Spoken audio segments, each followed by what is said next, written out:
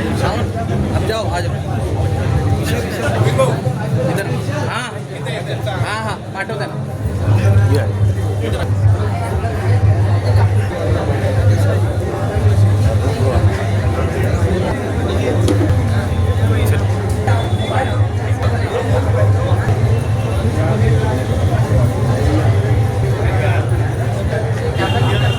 थोडा 4 वेळा भेटायला लागेल आपल्याला.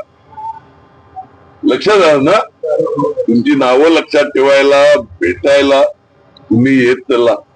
जी काही सार्वजनिक कामं घेऊन येतील तुम्ही लोकांच्या हिताची, त्याच्याकरता आमच्याकडून प्राधान्यच मिळेल.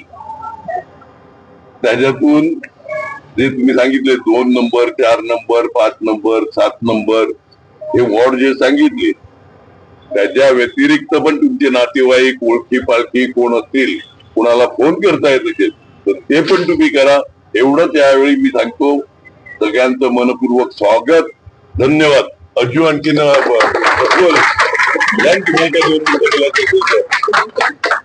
बोल काय नाही, प्रत्येकाने जिकडे जिकडे त्यांचे कॉन्टॅक्ट आहेत ज्या ज्या वॉर्डमध्ये, तिकडे आपले जे उमेदवार आहेत त्यांच्या जोडीला काम करायला सुरुवात करा सगळ्यांना.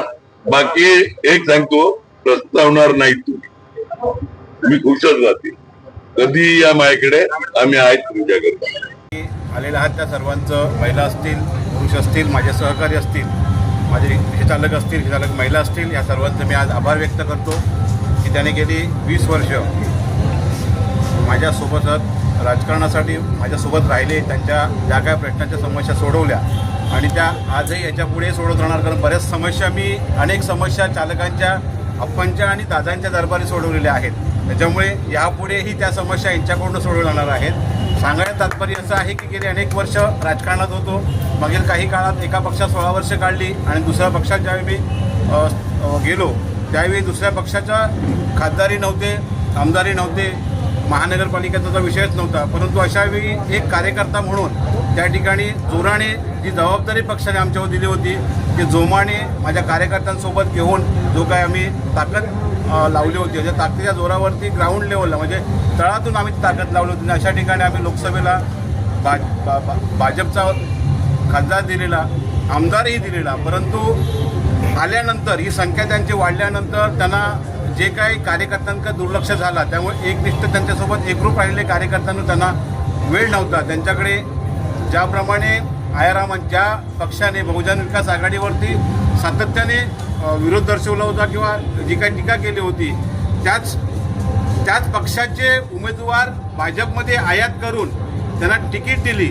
मुळात भाजपकडे कार्यकर्ता म्हणून जर वसई विरार शहर महानगरपालिकाची निवडणूक कार्यकर्त्यांच्या जीवावर होत होती. कारण ज्यावेळी आमच्यासारखे लोक ग्राउंड लेवलला प्रभागामध्ये वार्डमध्ये फिरली त्यावेळी त्या वार्डचा नगरसेवक म्हणून फिरत होती आणि आम्हाला आदेश होता. परंतु एकाएकी निवडणुकीच्या वसई विरार शहर महानगरपालिका निवडणूक जाहीर झाल्यानंतर 15 आणि 1 महिन्यामध्ये जो काही घोडेबाजार त्या ठिकाणी निर्माण झाला आणि त्यातून आमच्यासारखे अनेक कार्यकर्त्यांचे त्या ठिकाणी राजकारणातले बळी जाण्याची वेळ आली होती. परंतु आम्ही शेवटी बहुजन विकास आघाडी हा एकमेव स्थानिक पक्ष इथला असल्या कारणास्तव आणि पक्ष हा अनेक गोष्टी म्हणजे मी त्या पक्षात असताना सुद्धा अप्पांकडे दादांकडे सातत्याने येऊन मी अनेक लोकांची कामं त्या ठिकाणी करून घेतली होती. त्या ठिकाणी अनेक गोष्टीमध्ये मी महाराष्ट्र शासनाच्या ज्या काही परिवहन विभागातून विजय प्राप्त होता तोहीच अप्पांकडून मी करून घेतला होता. त्याच्यामुळे एक अनुभव होता आम्हाला. परंतु एक राजकारण म्हणून आम्ही तिकडे आमची राजकारणाची ज्या नाळ त्यांची जोडली होती. परंतु आज एकाएकी वसई विरार शहर महानगरपालिका निवडणूक आल्यानंतर माझ्यासह माझे अनेक नाराज जे कार्यकर्ते होते, एकनिष्ठचे पदावरती कार्यरत होते, ग्राउंड लेवलला ज्याने शक्ती केंद्र प्रमुख, बूथ प्रमुख, पन्ना प्रमुख अशाप्रमाणे काम भाजपमध्ये पाहिलं होतं, असे सर्व लोक नाराज झाली. आणि आज बहुतांशी लोक म्हणजे दुसऱ्या पक्षात न जाता फक्त स्थानिक पक्षामध्ये म्हणजे बहुजन विकास आघाडीकडे त्यांचा कल निर्माण झाला. त्याला कारण असं होतं की विकास मागील 35 वर्षाचा किंवा 30 वर्षाचा त्याने काय जो दाखला दिला जातोय तो मुळात जरी दाखला दिला तर आपण या वसई विरारची एकंदरीत भौगोलिक परिस्थिती पाहिली तर आज त्या विकासाच्या माध्यमातून चाललेलं आपण पुढे जात आहोत.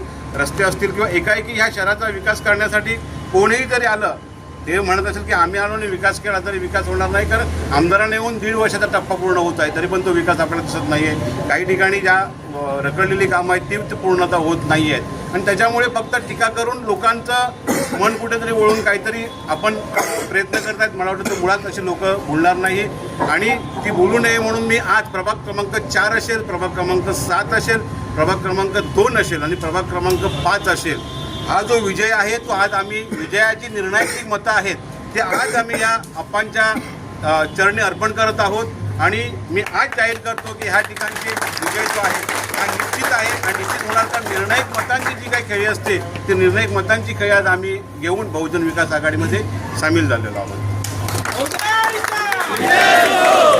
काय बोलायचं आहे? 1 साल में जो परिवर्तन आप लोग ने किया उस परिवर्तन का असर क्या हुआ? परिवर्तन हम लोगों ने किया ना, परिवर्तन करने के बाद हम लोग बहुजन विकास आघाड़ी में आ गए ना.